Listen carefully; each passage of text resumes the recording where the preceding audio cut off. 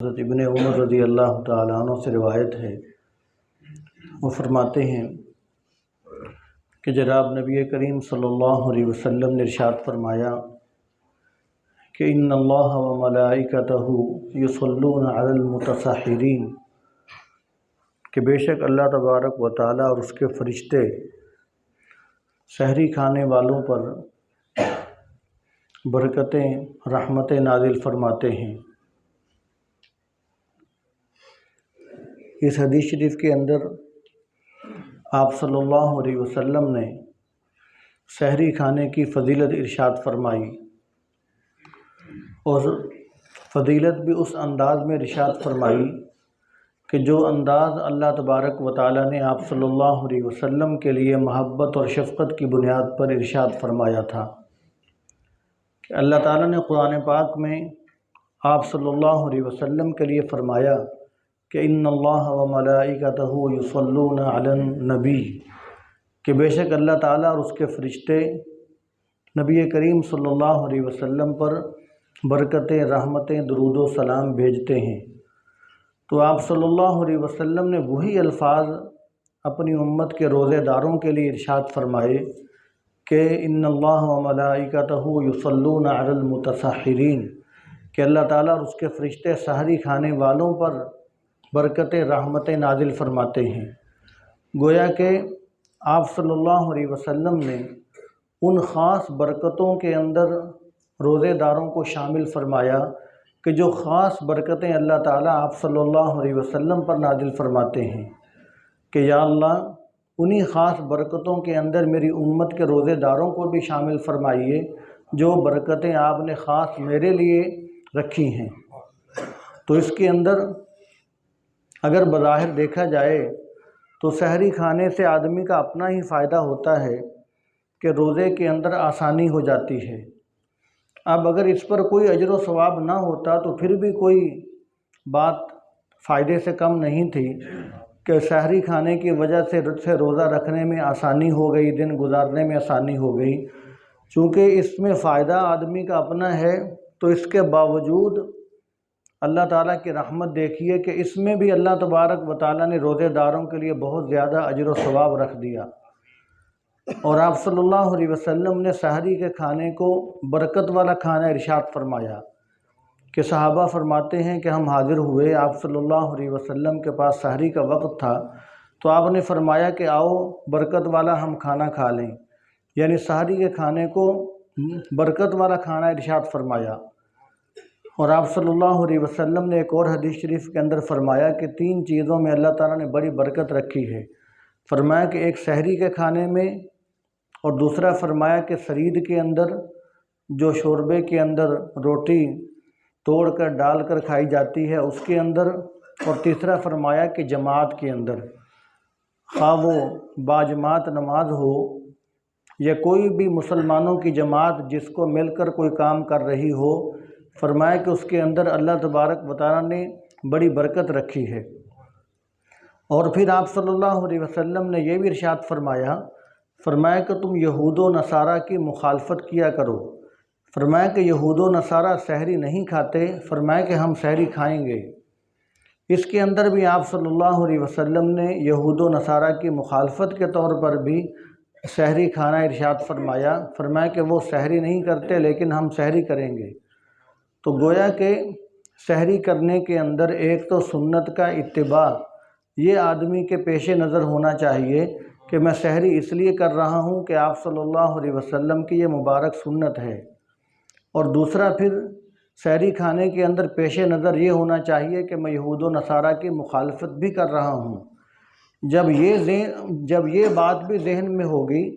تو پھر آدمی کے ایمان کی جو چنگاری ہے وہ ذرا جگمگائے گی کہ جب سحری کے اندر میں یہود و نصارہ کی مخالفت کر رہا ہوں اور 10 محرم کا روزہ رکھنا تھا تو وہاں پر بھی آپ صلی اللہ علیہ وسلم نے فرمایا کہ یہودی صرف 10 محرم کا رکھتے ہیں، ہم ساتھ ایک روزہ اور ملا کر رکھیں گے، 9 یا 11 محرم کا بھی ملائیں گے، ہم وہاں پر بھی یہودیوں کی مخالفت کریں گے۔ تو جب آدمی کے ذہن میں یہ بات ہوگی کہ جگہ جگہ پر عبادت کے اندر بھی آپ صلی اللہ علیہ وسلم یہ نہیں چاہتے کہ ہم یہود و نصارہ جیسے لگیں، ہم کافروں جیسے لگیں، تو پھر ایمان کی چنگاری جگمگائے گی اور وہ یہی بات ذہن میں ڈالے گی، پھر شکل و صورت کے اندر، لباس کے اندر، خوشی غمی کے اندر، ساری زندگی کے کاموں کے اندر بھی ہمیں چاہیے کہ ہم کافروں جیسے نہ لگیں۔ ہمارا لباس، ہماری شکل و صورت، ہماری وضاحت، ہماری جسمانی حیت ایسی ہونی چاہیے کہ اگر ایک کافر کو، ایک مسلمان کو کھڑا کیا جائے تو ہر کوئی دیکھ کر پہچان لے کہ یہ جو لباس ہے، شکل و صورت ہے، یہ جو حساب کتاب ہے، یہ مسلمانوں کا ہے اور یہ کافروں کا ہے۔ اور آج کل ہماری حالت یہ ہو چکی کہ ہم کلمہ تو حضور کا پڑھتے ہیں، لیکن ہم لباس، شکل و صورت ایسا اپناتے ہیں کہ کافروں کے اندر اگر ہمیں چھوڑ دیا جائے تو ہمیں کوئی پہچان بھی نہ سکے کہ ان میں سے کتنے مسلم ہیں، کتنے غیر مسلم ہیں۔ تو یہ بہت بڑی خطرے کی بات ہے کہ اگر کہیں خدا نہ خواستہ بم دھماکہ ہو جائے کسی ایسی جگہ پر کہ جہاں پر مسلمان بھی اکٹھے ہیں، کافر بھی اکٹھے ہیں، تو کوئی ہمیں پہچان ہی نہیں سکے کہ ان میں سے مسلمان کون ہیں، ان میں سے کافر کون ہیں، تو ہمارے خطرے ان کو دیکھنے پڑیں کہ چلو اور نہیں تو کم از کم ان کے ماں باپ نے ان کے خطرے تو کروائے ہوں گے، چلو اسی کو دیکھ کر اندازہ لگا لیتے ہیں کہ کون مسلمان ہیں، کون کافر ہیں۔ تو اس لیے روزہ رکھنا تو عبادت ہے، 10 محرم کا روزہ عبادت تھا، لیکن ایسے عبادت کے کاموں میں بھی آپ صلی اللہ علیہ وسلم یہ پسند نہیں فرماتے کہ میں یہود و نصارہ جیسا لگوں یا جو میرے امتی ہیں وہ یہود و نصارہ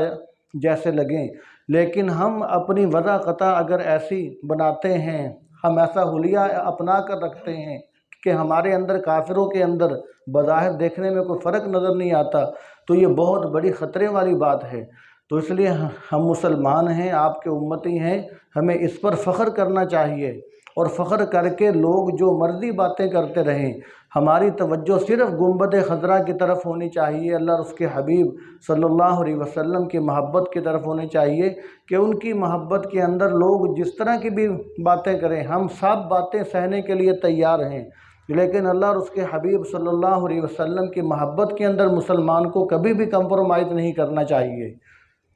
اور پھر آخری بات یہ کہ جو سحری کا جو کھانا ہے،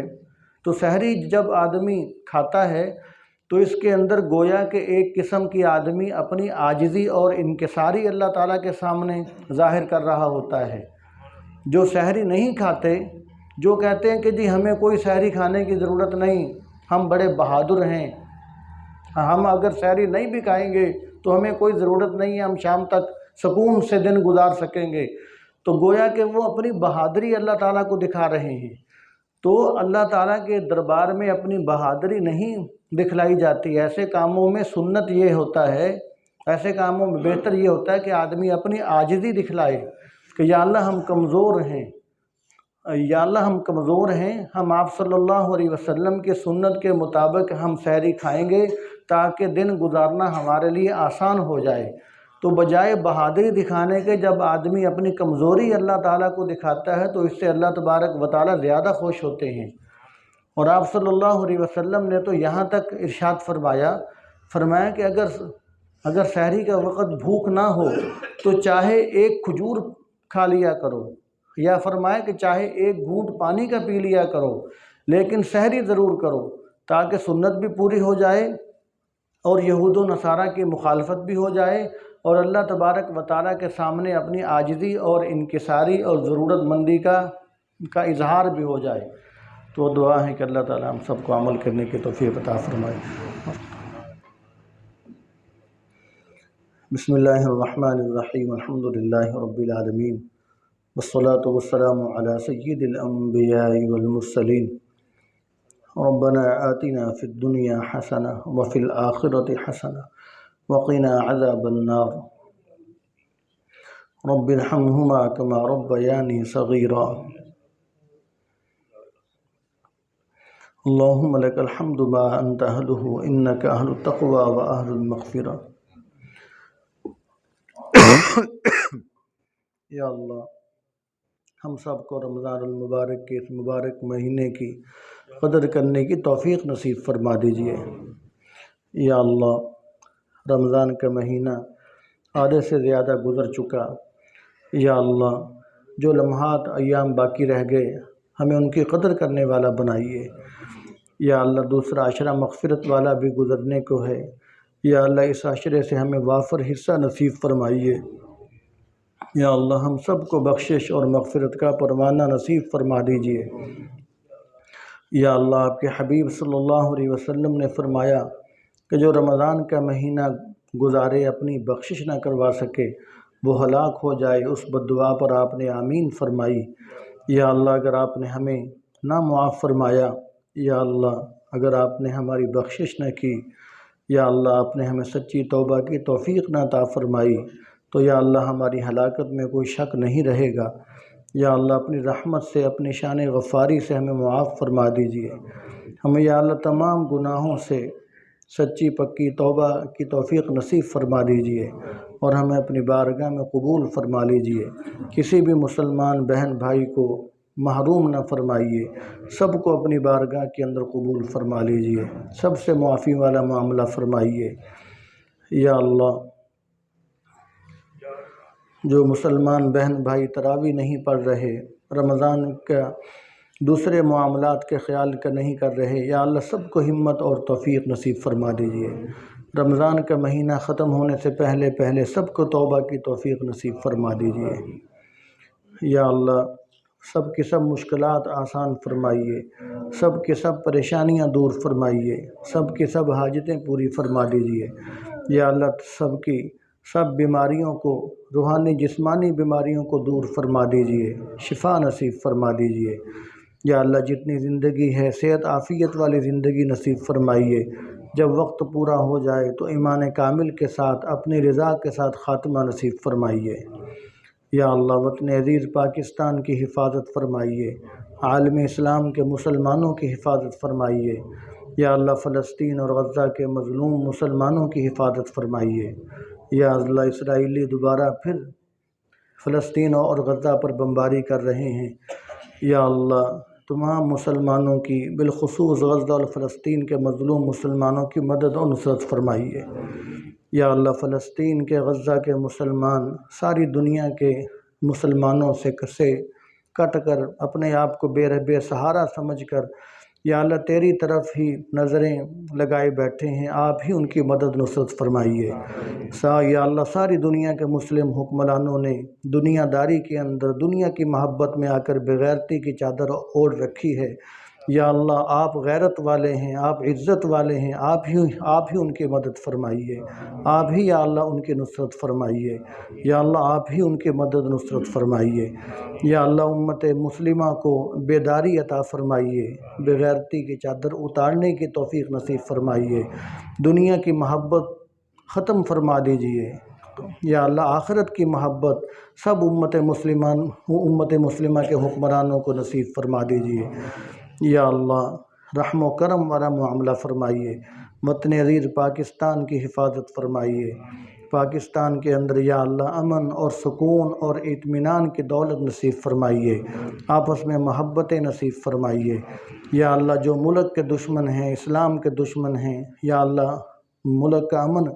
خراب کرنے کے چکر میں ہیں، وہ جس رنگ کی بھی طاقتیں ہیں آپ سب جانتے ہیں، یا اللہ اگر ہدایت ان کے مقدر میں نہیں تو انہیں نیست و نابود فرما دیجیے، تباہ و برباد فرما دیجیے، مسلمانوں کو آپس میں محبت نصیب فرما دیجیے۔ یا اللہ ہماری دعاؤں کو حضور صلی اللہ علیہ وسلم کے واسطے سے قبول فرمائیے۔ ربنا تقبل منا انک انت السمیع العلیم وتب علینا انک انت التواب الرحیم، وصلی اللہ تعالی علی رسولہ وخیر خلقہ محمد وآلہ واصحابہ اجمعین، آمین برحمتک یا ارحم الراحمین۔